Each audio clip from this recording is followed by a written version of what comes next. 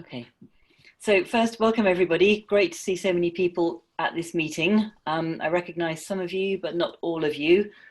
So this is Bristol Energy Network. We are Bristol Energy Network. We're an umbrella organisation for communities acting on energy in and around Bristol.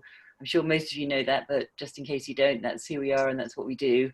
And there's loads going on at the moment in energy at community levels. So you're about to hear some things to do with domestic energy efficiency, new green homes grant, and other approaches. I'm currently chair of the Bristol Energy Networks board. We have our AGM in about a month's time. I'm standing down as chair, although I'll continue to be on the board. And we're also looking for 2 or 3 new board members. So if you're interested in becoming more involved with Ben, that would be great. It'd be great to see you. Please talk to Amelia about what to do if you're interested.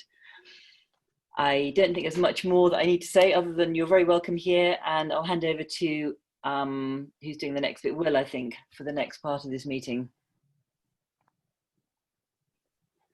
Yep, thanks, Caroline. Hi, everyone. So I'm just going to share my screen now. Amelia, could you just enable screen sharing for me, please? I think it's on. Yeah, I've just done it. Yeah, okay.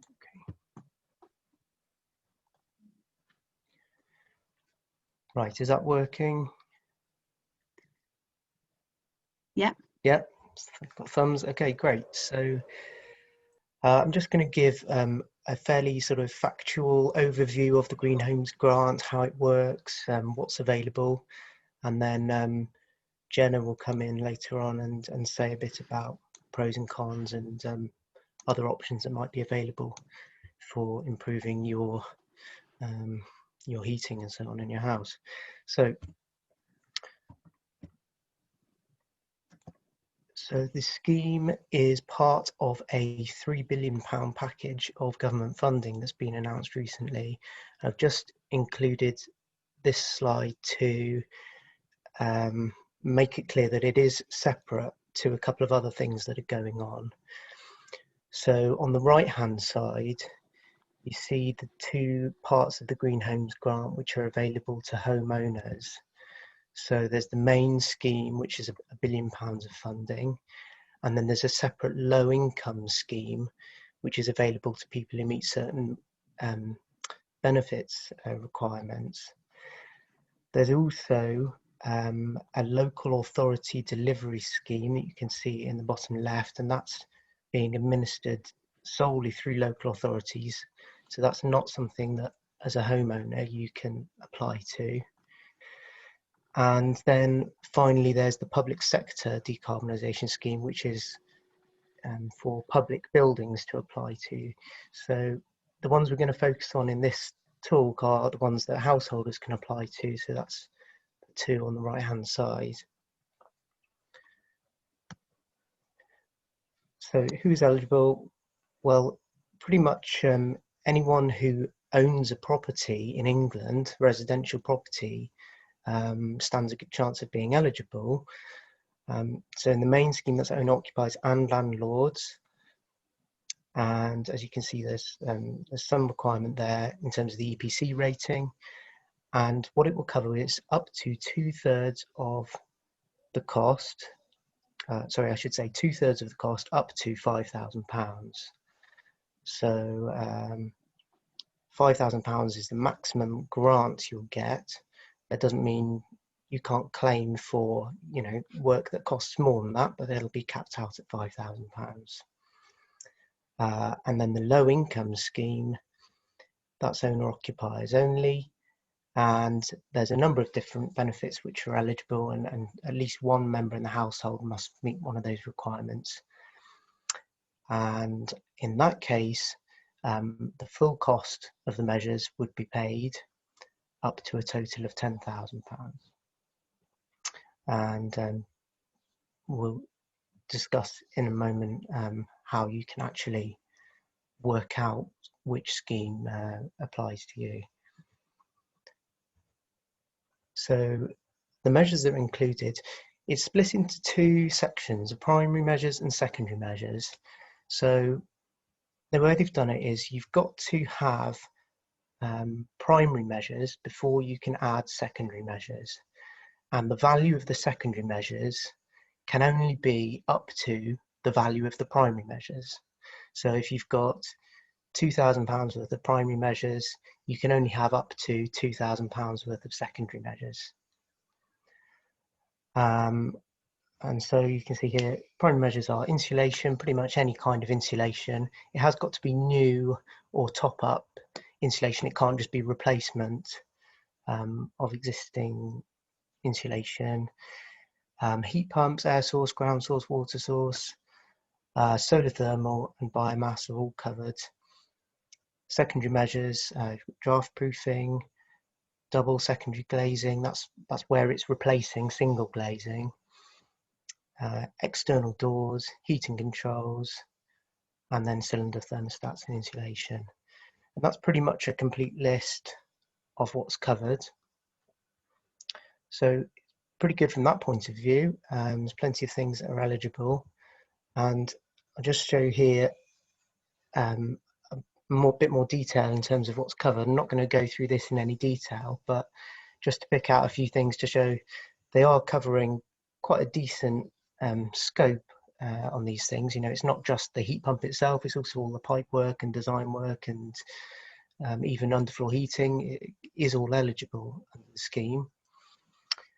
But of course, you know, you've only got your certain budget to work within, your £5,000 or your £10,000. So in many cases, you know, these other bits and pieces will fall outside of that grant anyway. I'm going to just focus on a couple of the things that are not covered. Obviously, you know, work carried out before the voucher is issued, that's not covered.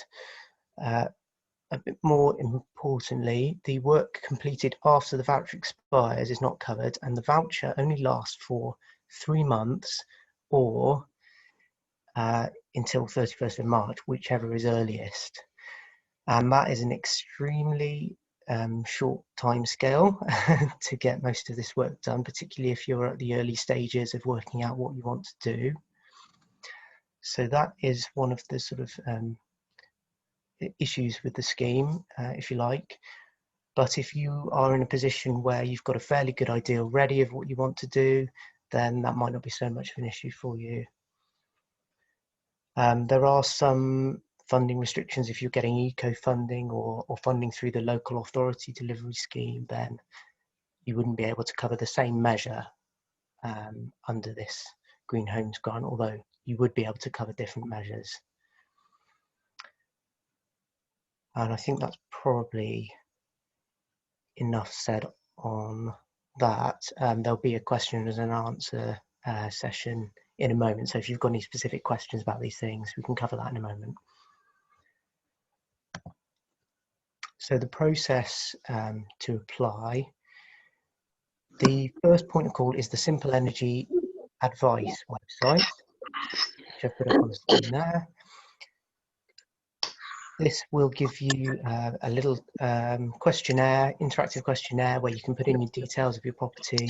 Some of you have probably been through the process already to work out whether you're eligible, and it'll give you recommendations as well on what might be suitable. It then also does give you a link to a function where you can search for installers, and all of the installers that are going to be used by this scheme are Trustmark registered, and if they're providing renewable heating measures, they're also MCS accredited. So you need to, you know, make sure that those things are covered by the installer you're looking at. And you'll notice if you go to the website, if you've already been through the process, that there aren't very many installers around who are signed up to this. Just a small number really locally, and we are expecting that they are going to be very busy with inquiries from the scheme. So that's something to bear in mind. And the next stage, you know, in the official process is to apply, but I've put in another box here to say we recommend contacting Futureproof at this stage. And Jenna's going to talk about that a bit in a moment.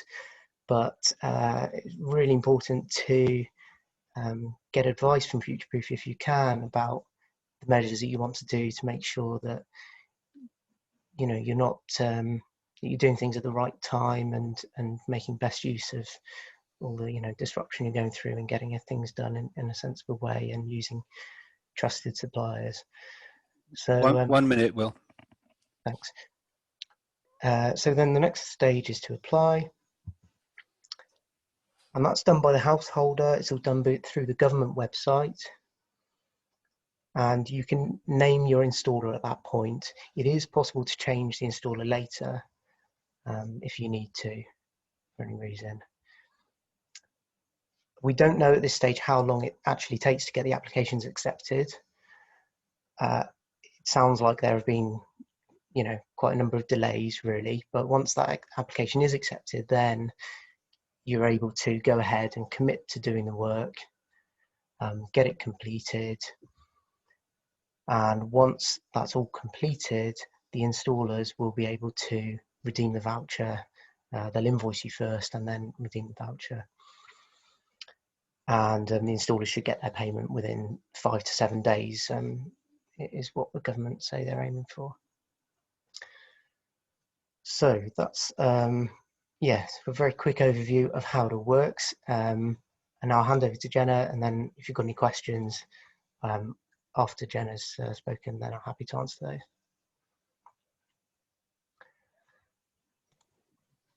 Great, thank you, Will. I think probably you need to stop sharing and then Jenna can share. And then we'll have time for questions afterwards. So do write down any questions that you have in the meantime. Jenna. So yes, sorry, I'm just trying to find my the thing I want to share. So while Jenna's getting ready, I just want to kind of introduce Will and Jenna again. So Will has joined us from the Bristol Energy Co-op, and Jenna is here from Futureproof. I'm sure Jenna will say a bit about what Futureproof is. So, on screen now. Can you? Yeah. Yeah, cool. Okay. Yes, so I am from Futureproof, which some of you may have heard of. We're a project led by the Centre for Sustainable Energy. So I'm here to talk a little bit about our take on the Green Homes grants, what we can do to help if you do decide you want to take up a voucher, or indeed if you decide you would not like to take up a voucher but you'd still like to go ahead with a retrofit project. Just a little bit about Futureproof. So we're a pilot project funded by the Department of Business, Energy and Industrial Strategy, as I said, led by the Centre for Sustainable Energy in partnership with the Green Register. And we've got Malcolm here to talk a little bit about the training that Green Register are doing with local builders in a little bit later.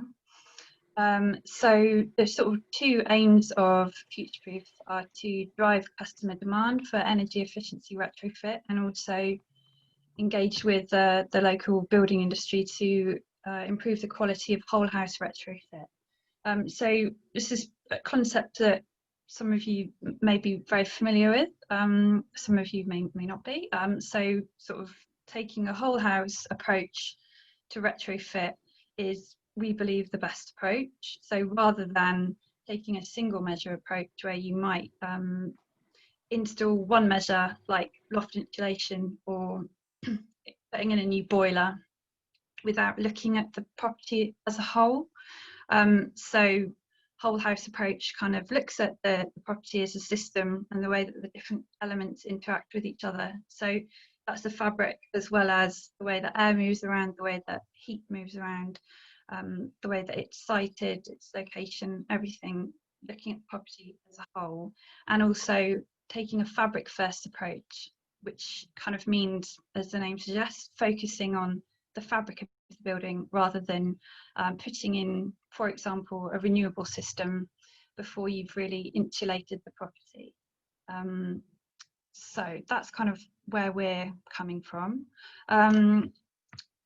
yeah, as I mentioned, Malcolm's going to talk a bit about this as well. We're trying to work with people in the industry within Bristol, and we're really keen to get more people involved with Future Proof. So as a little aside, if anyone knows any builders, or if you're a builder yourself, or if you have any contacts at all, if you're using a builder at the moment, we really want to get more people involved with Future Proof, and there's information for builders on the Future Proof website, so I'd urge you to check that out. Okay, so starting with the good points about the Green Homes grants. It's free money, and who doesn't like that, right? Money from the government, which is great. Of course, the stated aim is to save carbon and improve comfort, and one thing that we were particularly pleased with was there's no funding for gas boilers, which there has been in previous government funding schemes. So that's really good. There is a focus on low carbon heating, which is overdue, arguably. I think it's good to bear in mind that this is part of a post-COVID recovery strategy, and a big part of it is focused on helping the economy, getting things moving again, which is of course important. That's a good thing to do, and yeah, sort of linked in with that, the idea is to drive demand in a particular part of the supply chain. We'll talk a bit later about why that's not necessarily everyone who could take advantage of this. And yeah, I think as you guys are all here, and I've definitely heard other people, like family and friends, talking about the concept of retrofit. So it's getting out there, and it's getting people talking and thinking about it, which is got to be a good thing, I think. Of course, we all know that Bristol is committed to be zero carbon by 2030, and so this hopefully will form part of achieving that very ambitious goal. Oops, no, sorry, I didn't mean to do that. Okay, so next slide is, yes, things to consider if you're thinking about taking out a voucher. So I've mentioned a few potential issues here, and some possible solutions. First of all, the way that the scheme is set up, as we've seen from Will, doesn't really encourage a whole house approach. So it's very sort of measures focused. So picking one or two measures from the list. That can be fine if that's suitable for your property, and you understand the implications of just doing one or two measures, and you've considered it and it's suitable for you. But also it could lead to problems if you haven't thought about it properly, you haven't considered the pros and cons, whether it's suitable for you, suitable for your property, and the way that you use the property as well. So it's perhaps worth thinking about whether the voucher could be used as part of a wider retrofit project. So not seeing it just as using the voucher and that's it. It's perhaps part of something where you're doing other things as well, before or during or after using the voucher. As Will mentioned, the timescales are very tight. Vouchers have to be spent by the end of March. And as I'm sure we all know, decent builders and installers are usually pretty busy, and are likely to already have full books by the end of March. So I think it is going to be quite difficult to find people that can do the work. And also, yeah, sort of as I've said there, good installers will be booked up. So potentially by implication, the ones that are on the scheme, it's worth doing your research to make sure that they are definitely good at what they say they can do and for the measure that you want them to do. So do your research, check them out as much as you can.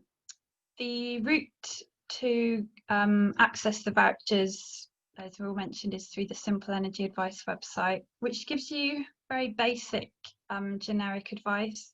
So it's not really tailored to your property in a proper way. It gives you basic information like you would get on an energy performance certificate.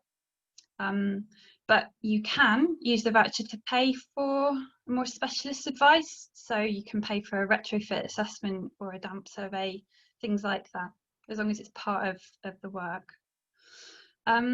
Something we're not sure about yet is whether certain products or materials might be excluded. That's definitely happened on government schemes in the past, where you can only have, for example, things which have a BBA certificate. So that may mean that if you, for example, only want to use natural materials in your install, that may not be possible under this scheme. We're not really sure yet. But please do let us know if that's something that you come across, because we'd be really interested to hear that. So under Future-Proof, we are working with Future-Proof associate builders who have undertaken training with Green Register.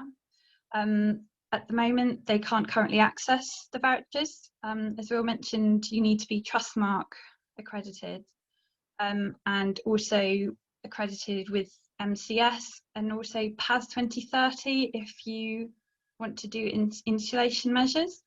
And achieving all of those accreditations is quite a high administrative burden. It costs money.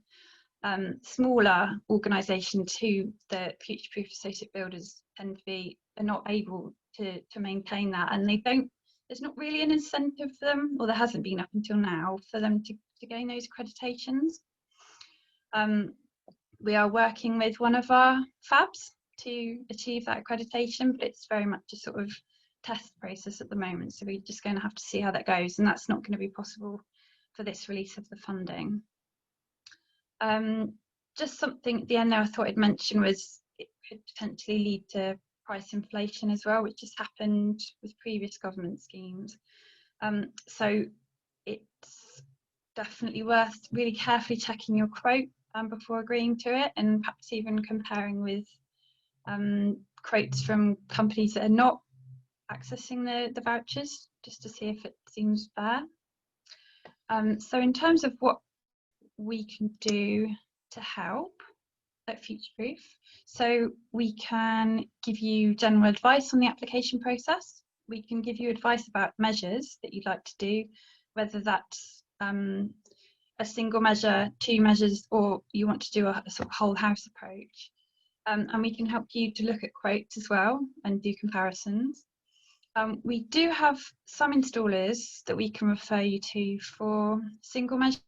So we've got some who can do heat pumps, solar thermal, cavity wall insulation, a few others as well. If this is something that would be useful for you, we can also commission energy performance certificates for you and energy saving expert surveys.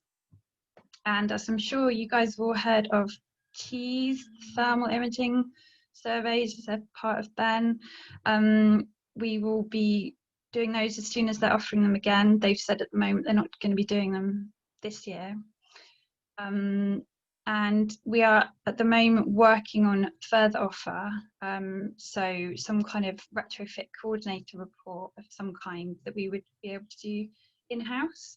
As we speak, that's kind of being looked at internally as to how we're going to be able to offer that, and kind of costings and things like that. And also potentially some quality assurance after the install has gone in. That's something we're planning to do, but I'm afraid I can't give you details of that right now, but we're hoping to have an update towards the end of the month. So I'd urge you to check back on our website and social media if you're interested, towards the end of October. Cool, so yeah, I think that's everything. Please do ask whatever questions you've got and check out our website.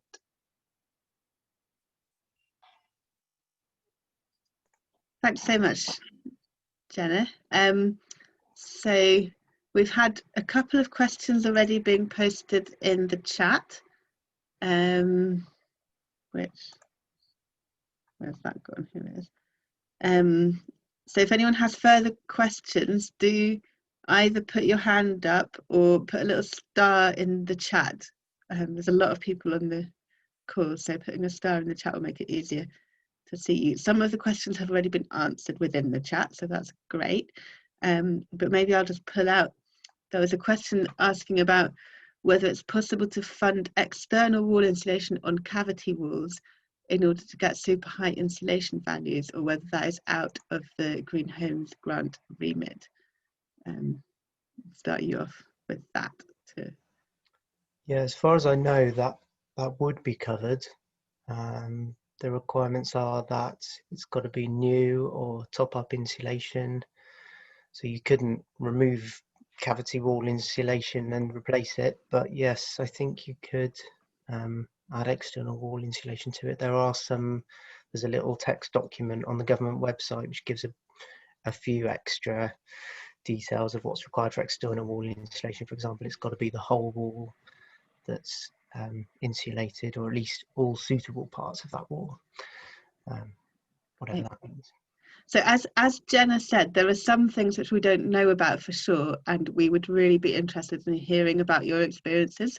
So if you try and do something and it doesn't work, or if it does work, then please do get in touch with Bristol Energy Network or with Futureproof and tell us about that, because that will form evidence base which we can feed back to BEIS. And the second part of this evening, we're going to be talking more about what kind of feedback we might give to the government in terms of how they structure this kind of thing in the future. Okay, I'm just going to look in the chat. I can see that Griff Holland, you have your hand up. So do you want to go for Hi it? there, can you hear me? Yeah. Perfect. How much of a challenge do you foresee the sort of contractor / installer selection is going to be for homeowners? Sort of specifically around identifying. Hang on 1 second, my daughter's just going to start doing a stick blender. Anya, leave that for a second. Leave that for a second.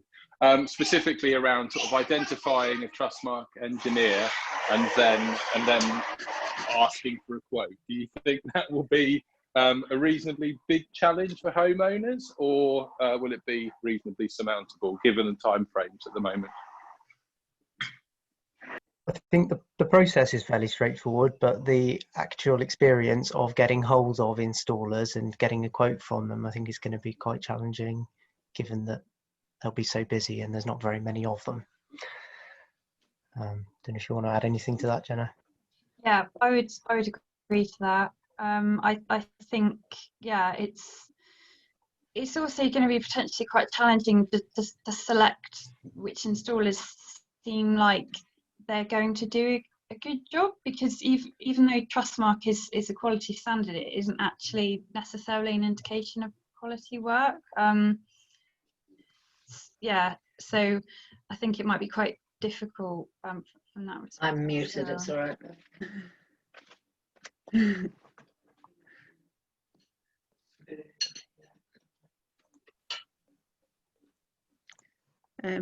Okay, great, thank you. So I've got a comment saying that Alan Nye has your hand up. Do you want to speak, Alan? Have you got a question?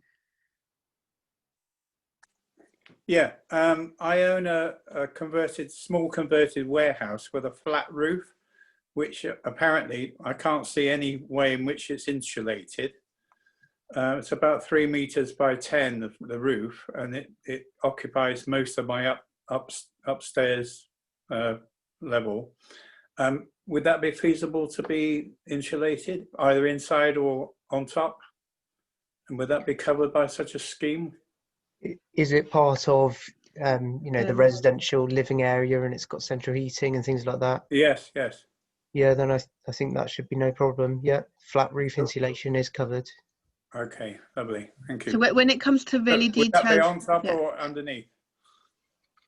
I think when it comes to really detailed questions about specific properties, it's probably best to ring up Futureproof, okay, so that they can give you a more detailed advice. I'm seeing Jenna nodding. Is that right, Jenna? Okay, yeah, Jenna, that looks like that's right. Because I'm sure, yeah, if we get into lots of detail, but that's kind of a general helpful question. So thank you. Thank you.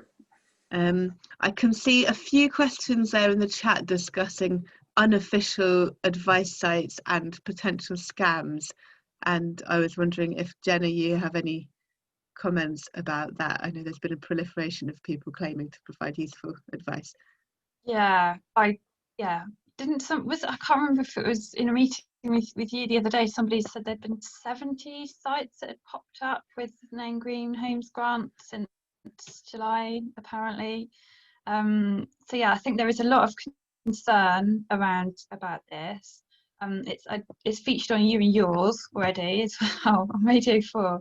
So yeah, I think really take a lot of things with a big pinch of salt, because there are going to be people trying to cash in on this, because there will be people who are aware of the issues that we've discussed now about decent installers already being too busy and being swamped with inquiries. And as people have alluded to, I think people have mentioned in the chat that when you look up an installer, there just aren't many there at the moment.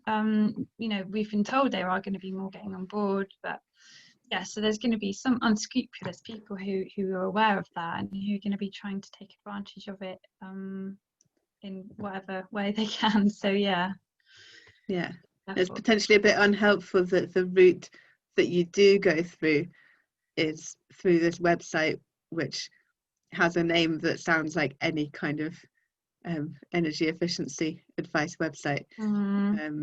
So there is a link to the proper website through the government website itself. Because if you just Google Green Homes Grant Scheme, you'll get all sorts of websites telling you sign in here, and don't be tempted to do that.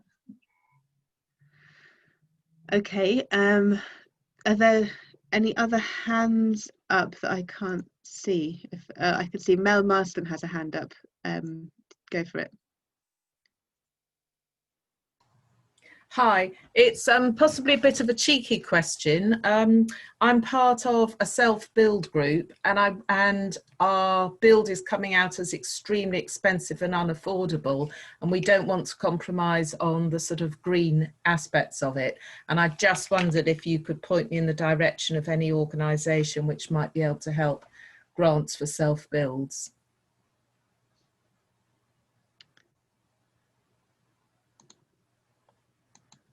I don't know anything about that, I'm afraid.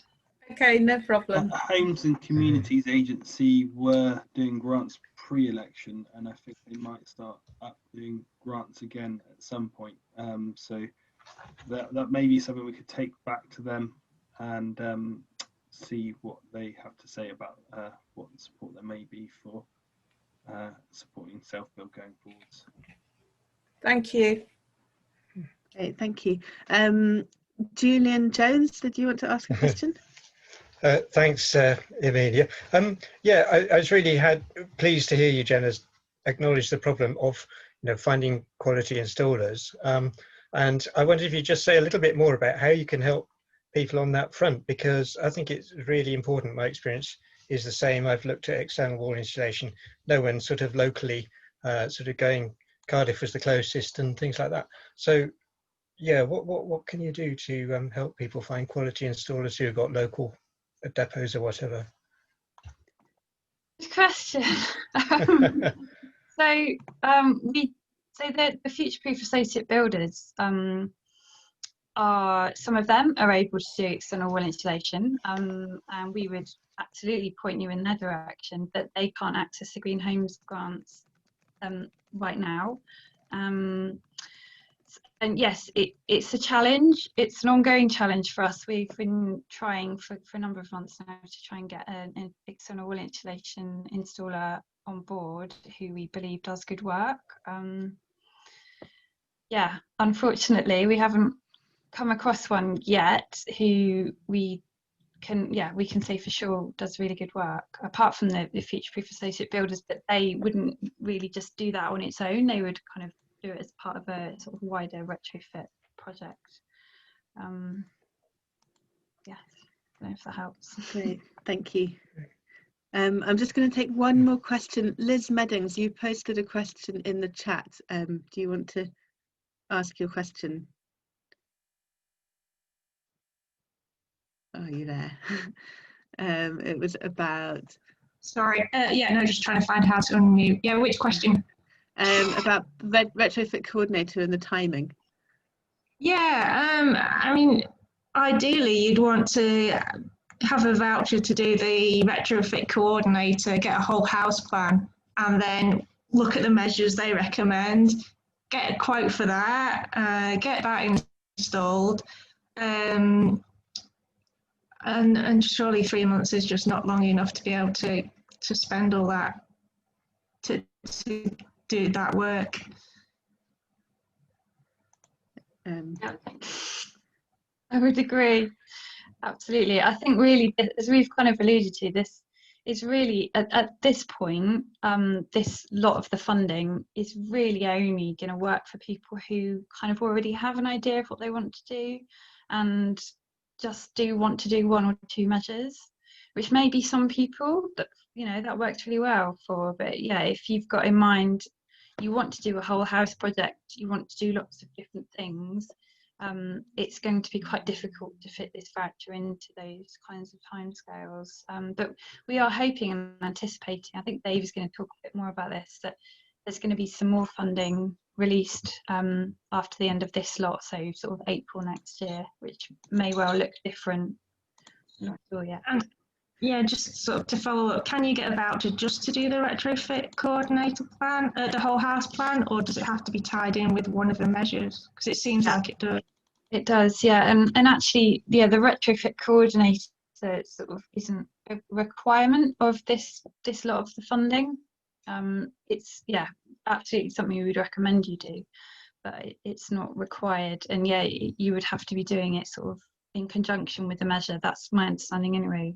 Will, is that your understanding? Yes, it's definitely not a requirement, and I think that's something that we should try and push for in future if we can. But I thought past 2030, in 2019, said that you needed to get a coordinator. So yeah, I think I'm going to leave that as a final question before we hand over to Malcolm. So there is this question about past 2030 and how that relates to this piece of funding. I might be wrong about that. I don't know much about the past 2030 stuff, I'm afraid. So yeah, there is a requirement for installers to be past 2030. Probably someone else is better placed to answer that. I think very well. I'll know a little bit about it, only because we've had to do some investigation recently with Jenna as well. PAS at the moment is 2017, doesn't require a retrofit coordinator. PAS 2019, which is coming in post-March 2021, will require retrofit coordinator and a retrofit assessor. Great. So Malcolm, I think this is a good moment for you to continue with your brief presentation about the training that you're providing. Yeah, I haven't got any slides, so I'll just waffle on for a minute. So we're linked with CSC. We're future-proof training. It's future-proof associated builders. Just a little bit of history. It kind of started about 2.5 years ago. Essentially, there's no or little kind of ongoing training for builders who want to know more about sustainable construction, particularly in the area of retrofitting existing buildings. I mean, to be completely blunt, a lot of builders don't even know what retrofitting means. You know, most builders don't. It's a fairly new term. So we've been running training seminars, sessions and events. Obviously up until March this year, they were all kind of face-to-face, site demos, site visits, practical demonstrations, classroom-based sessions on a whole range of topics, all with underneath the retrofit sort of umbrella, as it were. So essentially working on existing buildings as opposed to new build, although some of the knowledge we're trying to get across is clearly transferable to new build as well. We've got about 65 contractors sort of on our books at the moment. Maybe sort of 10 have sort of completed it, and it's constantly evolving really. It started as a sort of fairly ad hoc series of events, sessions on, as I say, various topics: EWI, IWI, ventilation, moisture control. We've kind of formalised that quite a bit over the last few months, and we've now got a kind of level 1, level 2. We're looking to get that certificated, so through something called NOCN, National Open College Network, so that people get an award at the end of it as well. So it'll be a kind of recognised qualification that builders can get at the end of the training. I guess the main thing to say, ooh, have I still got you there? Screen's gone blank. We all can hear you still, Malcolm. Oh, you can still hear me, sorry.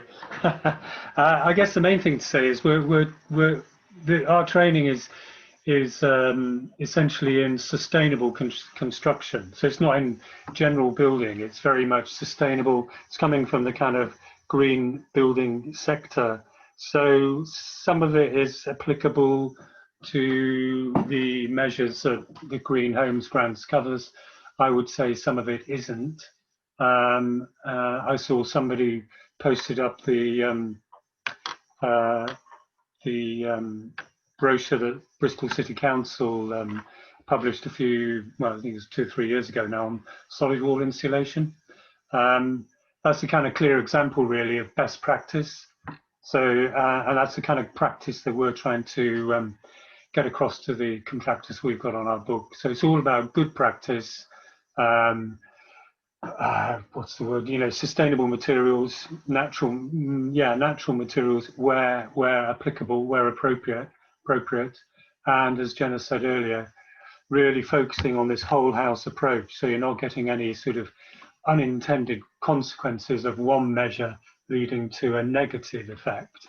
Whereas you may think you're doing all the right things by insulating in the one face of an internal wall, but it can cause condensation elsewhere in the house. So you've got to look at the house as a whole before you start working. I mean, I guess what I'd say to the audience is, if you're thinking of this is kind of outside of Green Homes Grants, the Green Homes Grants scheme, is if you're looking for a good building contractor with some good knowledge in retrofit, then go to CSE, go to Futureproof, because there are, as I say, there are 60 odd contractors now on our list, and they'll all be going through this process, all vetted. So yeah, that's where we're at. Thank you, wonderful, Malcolm. So if anyone is listening is a builder, then do go to Futureproof and to the Green Register to find out how you can get involved with that training. There's huge amounts of benefits to it, even if the Green Homes Grant isn't structured in a way that maximises that potential. And if you know any builders, if you've got any builders working in your house at the moment, then do tell them about it. It's a really good opportunity. Great. So now we're going to have a 10-minute, nearly 10-minute comfort break. So we're going to start again promptly at 6:55. So that's slightly less than 10 minutes. Please do come back in good time. And just to let you know, we're coming back to discuss what could come next. What could come next, and also just to say it's really important that this is a very quick turnaround program that the government have set up, and it's possible that they won't be able to spend all the money that they've budgeted because of the challenges that we've talked about. So it's really important that we tell them that people do really care about retrofit and do want to make their homes more energy efficient. So if you we'll go into more detail on that, but that's some important stuff there. So yeah, do come back in now 5 minutes. Sorry, it's gotten a little bit shorter, and we'll continue the meeting then. I'm going to pause the recording. I'll do that. So now this second part of the meeting is really about what we can do next. So okay, there we go. Hang on. Okay. Yeah, thanks for all coming along this evening. And I think what you've all probably just been discussing today really is, it's great that there's this voucher, but how can we use it and in such a short space of time? And I think, so I'm just going to say that Dave and myself both work for the Bristol Energy Network, for anyone who doesn't know us. No, sorry. Yeah, I'll start again. My name is earlier. David Tudgy. I'm the Project Development Officer for Bristol Energy Network, and I'm also involved as the Director of the Cheese Project and the Project Manager and Energy Officer for Ambition Lawrence Weston. And I'm also involved in other networks within the city and beyond. So the reason why I thought this was a particularly good timing, this session, is because obviously the Green Homes Grant has just been launched. But some of you have already discussed as saying that there's certain things that aren't going to be appropriate, like wet weather. You can't really install external wall insulation appropriately. So it's probably not going to be on the cards for this round of the Green Homes Grant. But I did have a call with Bays yesterday, and they are keen to get your views both from installers and from customers or consumers and their experiences, because there is going to be a Green Homes Grant Stage B or Phase B coming out, and there's also the local authority delivery scheme that was mentioned that'll be launched in the coming weeks, and we don't quite know what the guidance will be set out yet, because that's going to be as part of the launch. But it's looking like the local authority authority delivery scheme will actually be something that they can actually set the terms of, but we shall see what actually the guidance says, what Bristol City Council can do. And there's also going to be a regional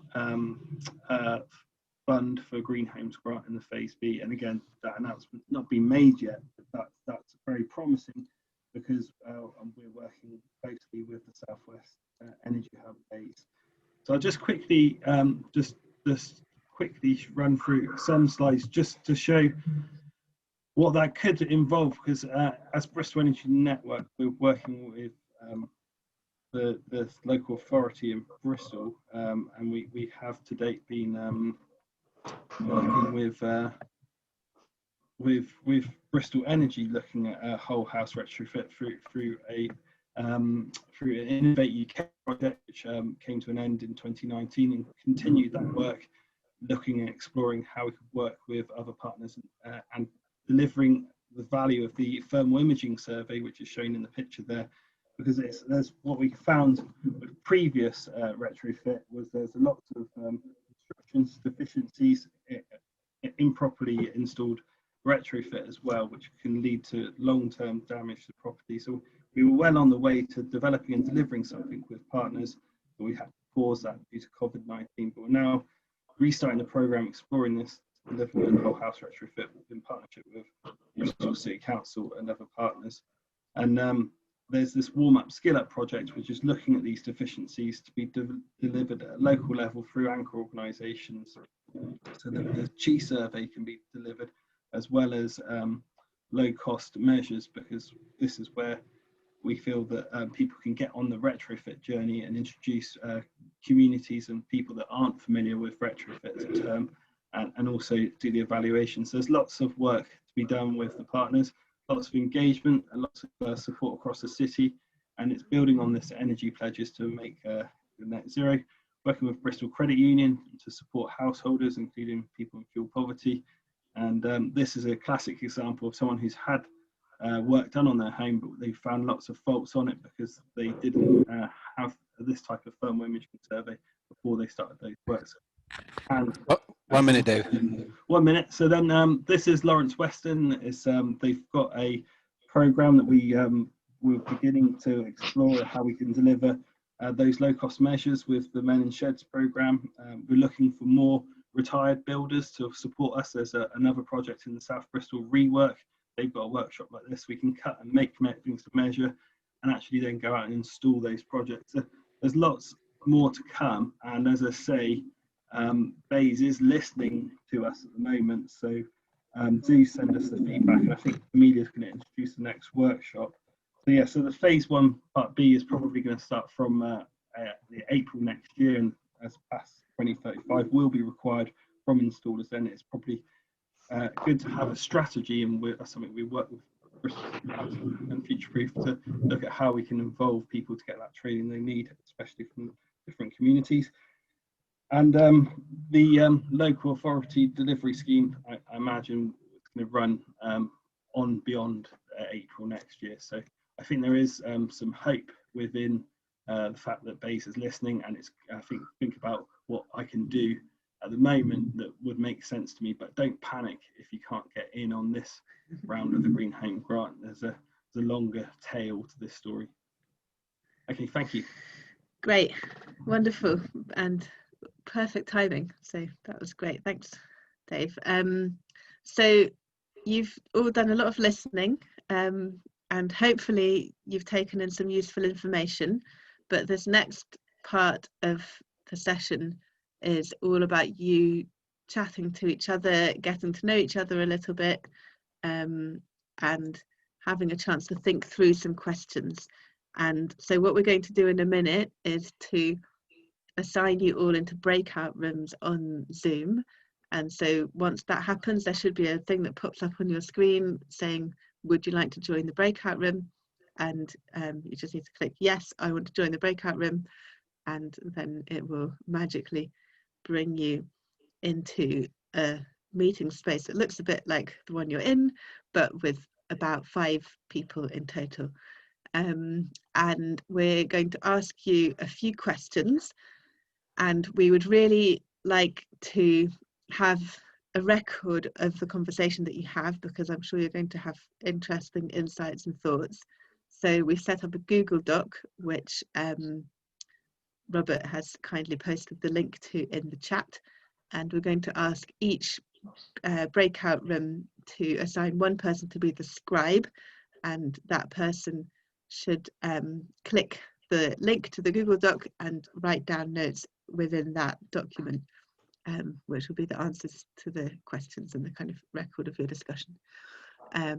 And hopefully the room will have a number, and so you can write in the section of that document which is for your relevant breakout room number.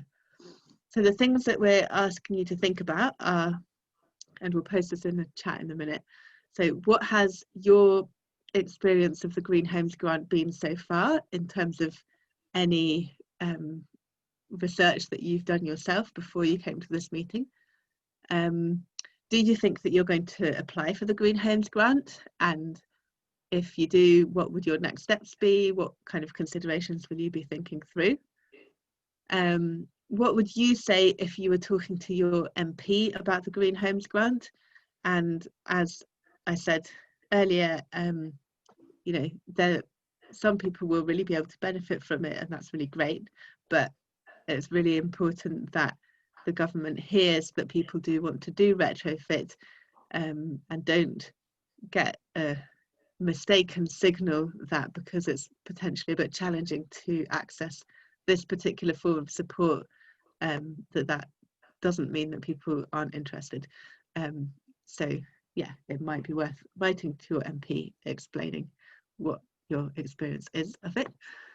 And then the last question is, what do you want us to feed back to your MP and to the Department of Business, Energy and Industrial Strategy, who are responsible for this, and to the local authorities? So Bristol Energy Network is feeding back, as they've said.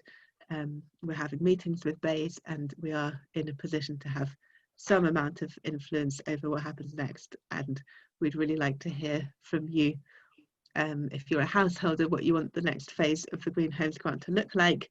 If you're an installer, what you want the next phase of the Green Homes Grant to look like. And yeah, if you do have a good or not so good experience of the Green Homes Grant, we'd really like to hear the details of that, so that we can use that as part of our policy evidence base. Great. So just going to shift a couple of things around in the breakout rooms.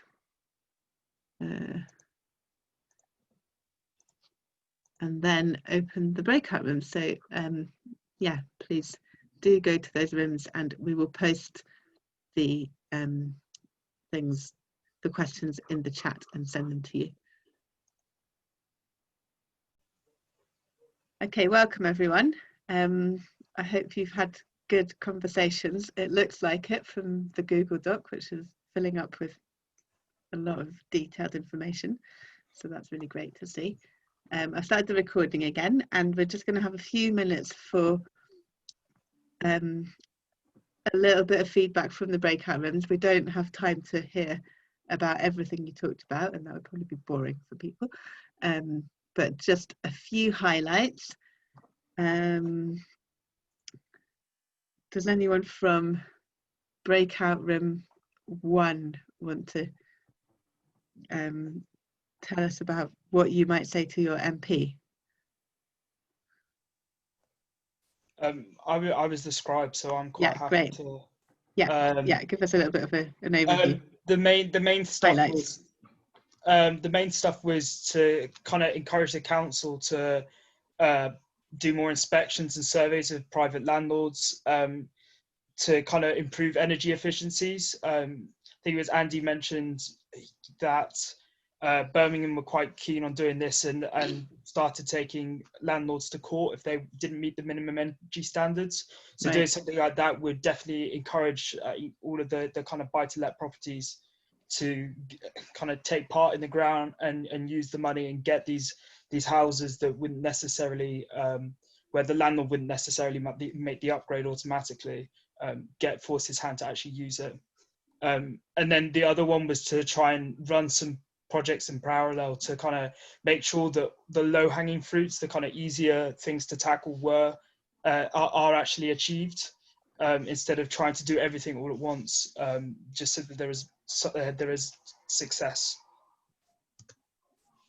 Great, thank you. And anyone from group?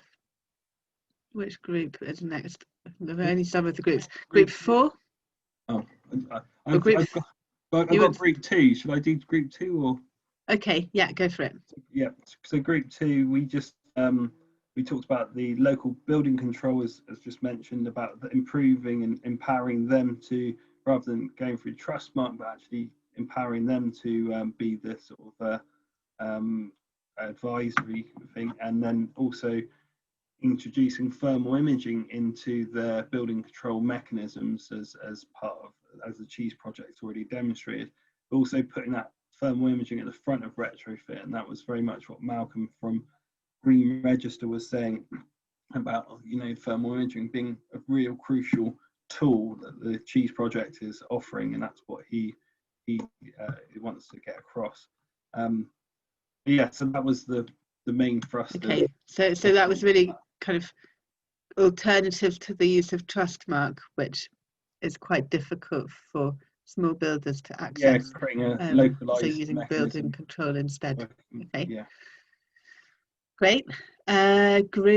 Next group up. Do we have a group 3? I don't think we did, but maybe we did. No, group 4. I'll take a couple of notes on that. Is it the MP question you want to hear about mainly? Yeah, or any of the questions. Yeah, okay, right. So for the MP, I mean, it's very good. It's like the Green Deal Home Improvement Fund, but we need a lot more over a longer timescale and need to be able to plan and know a bit further ahead what's going to happen, I think. And agree with Dave that it should involve, you know, local assessors and the council more to engage people. Yeah, great. And then group 5.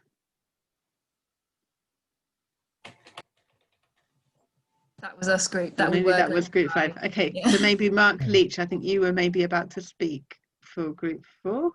Did I read your body language correctly? Yeah, I think we've got a bit. There might be a mix-up on numbers of groups here. That's fine. Anyway.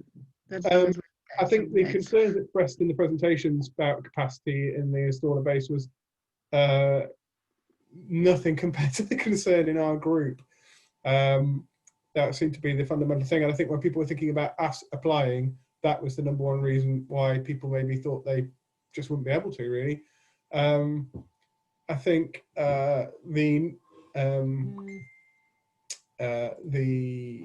just trying to struggle which whose points are whose now. For example, the nearest heat pump installers that anyone could find were in the Cotswolds in South Wales, and companies that have been used included one that actually didn't really understand retrofit. And then in terms of the MP, then I think number one is just extend the timescale. If you wanted 1 point, to extend the timescale. But I think there's something about there are other points about post implementation as well, and stuff like that. So there you go, summary. Great, thank you.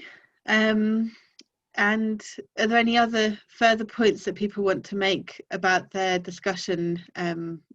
How useful it was, anything interesting that came up, anything you learned from the discussion? Martin. Oh, thanks. I didn't know if you could see me there. I think one of the other points was, as well as the sort of longer term nature of this, like there are like not all the links in the chain are in place. That, you know, the sort of trusted suppliers, the skill, the training and the experience of the suppliers, the time to get a project together, all of those, it's sort of falling down in lots of places that you can't find the installer, but you can't get the project together and delivered in time. And then you can't get all the mix of measures you might be willing to get. You can't get them all done unless certain conditions between primary and secondary ones match up as well. So, you know, there are lots of things falling down. And the mention of building control, local authority inspections would be great for the private rented sector. But even the resource, the capacity of building control is absolutely minimum now, sadly, you know, because it's been so weakened. So the message has to be, we have to scale it up, keep it going and fill all these gaps in the different bits of the puzzle, bits of the chain, yeah, whatever metaphor, for it to actually keep working. And to get people on an escalator was one thing we sort of, I think, said you've got to get people signing up now and not waiting a couple of years, but they've got to have steps to take all the way through to build up to large scale mass rollout of all of this, because we've got a decade at the most to do it all. So it's got to fit better, really. Just one other point that from my group was that the government needs to slow down. They're announcing training providers, and they need to, bids to get into training providers and so on. If government slows down and listens to this these communities, then we can actually professionalize builders. And we need to take examples from places like Germany, which have good systems for and look after our builders. At the moment, builders aren't being looked after in the sense that once they get to retirement age, that how it's making sure that there's a proper career program for people that get on the skills path, basically. So I think that's part of the building out and joining up those links, as Martin says. So professionalising community energy could be a way of doing that, and hopefully that's what we can look at. In our group, Liz made a really good point about who is going to be ready to go for this, and it can be presentations that this round is going to really suit people who know what they need already, people who come. Quite a lot of people who are probably in this meeting now who are already interested in this have been waiting for the right thing or the right opportunity, but actually the majority of people don't know the term retrofit, are hearing this all for the first time and are suddenly expected to kind of get their head around this information and figure out what's in their best interest. And then there's the risk that you could install a measure that would actually make your house worse. And you've got to kind of figure out all of that in a really short amount of time under pressure, with the fear that there isn't going to be more money available. And what about people that are kind of not online, or people who are more vulnerable, or once again, this is being left to be kind of picked up by sort of charities and other third parties and other support agencies who again are not getting the time to get their sort of ducks in a row in time for these schemes. So yeah, it's frustrating, really, isn't it? Yeah. Sorry, just like an unrelenting moan from me. Yeah, well, let's get that feedback back to the people who need to hear it, even if they've heard it before and they should be listening more than they have been. Let's get that feedback to them. But I add one thing, Amelia. Yeah, I'm going to take Martin and then Roger, and then if there are any further points, and then we'll move on to and then Mary, and then we'll move on to other things. Go for it, Martin. Yeah. Sorry to butt in again, but just emphasise again, the skills authority here with a skills budget is the West of England Combined Authority. They're meeting at the end of the week to discuss their climate emergency and their economic sort of revival plan. So I'm drafting something to take to them hopefully, but they should be spending that. They should have been spending it already, training people up in this region and getting some bits of this building industry kind of ready for greener homes. So there is some local responsibility for whether we're ready or not. Yeah. Okay. Sorry. Roger, and then Mary. Oh, I was just wanted to support what Jenny had been saying, but to expand on what United Communities have said to us, the reason they don't specify more passive house standard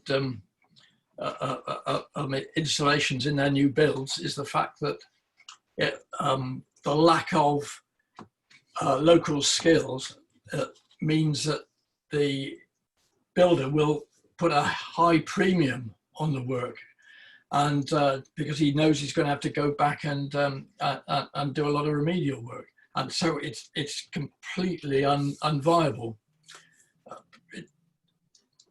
What is needed, which we can't find at any turn, is the knowledge, the understanding amongst the local trades. So it's absolutely crucial. Yeah, so that adds more to the need for skills. Mary? Yes, I completely agree with that. There needs to be more qualified people and needs to be incentives for them to become so. But I just wanted to say one positive thing from my personal experience as a homeowner. When COVID happened, we said, okay, we'll park all of this now until it's over. But because of the Green Homes Grant, we've kind of picked it up again and thought about, right, how could we do it safely? And we're working towards that now. So in terms of keeping people in work and not stopping the economy, it has probably had some effort. So that's positive at least. Yeah, and so have you signed up to do the Green Homes Grant as a homeowner? Well, probably after tonight, maybe I won't, because I understand why nobody's replying to my quote requests now. So you're trying and you're not getting a response. So that's quite interesting feedback, that you've contacted a few builders and they haven't replied to you. Yes. Yeah. Okay. But we're still on the. I mean, I guess it means that they're busy and they're not going out of business. And so we'll just trod along our path, and if we find one, great, we'll do it. If we don't, well, maybe we'll do it. Do write into us just saying that, because that.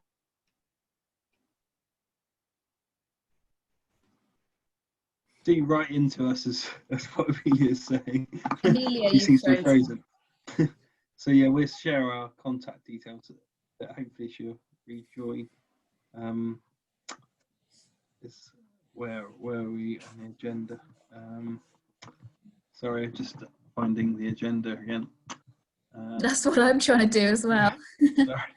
Yeah. Okay. Sorry, I'm just getting us back on track. Well done, Dave. There's an opportunity. Has anyone got any further questions or anything they'd like to share before we go on to member updates? If there is any member would like to give a member update. In terms of member updates, I wouldn't mind giving a quick one just on Bristol Energy Cooperative. Yeah. If that's okay, you might be aware that Bristol Energy Co-op is running a share offer at the moment. This is our 7th share offer, and we're hoping to raise £2 million for various fairly large scale projects. We've got a hydropower scheme going in at Netham Weir, and also a big battery storage project, lots of solar PV on commercial rooftops. So if anyone's interested or knows anyone who might be interested, please do have a look at our website. I'll put a link in the chat now. And yeah, let me know if you've got any questions. Feel free to get in touch. The Netham Weir project is so exciting.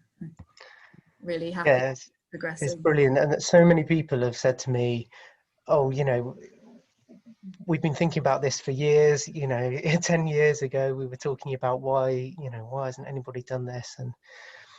And so it's brilliant to see it actually progressing. Yeah. It's awesome. Thank you, Will. Does anyone else want to give a member update? Is there any updates from anyone else? No. I will just share something from Bristol Energy Network then. And it's kind of a member update.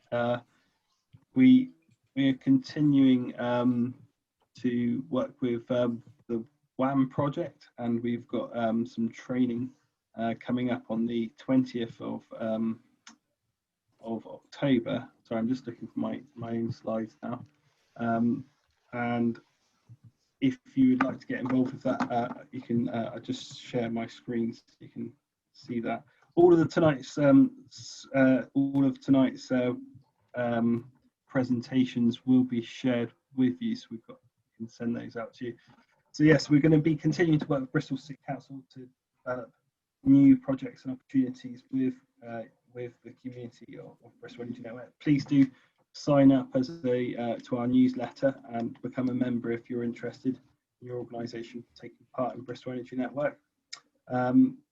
Yes, so we've got the Champions programme on the 20th, 11 AM for people available in the day and 6 PM in the evening, and that's really about how we can help people struggling with in fuel poverty in their own communities, and Amelia would be the person that's going to lead on that.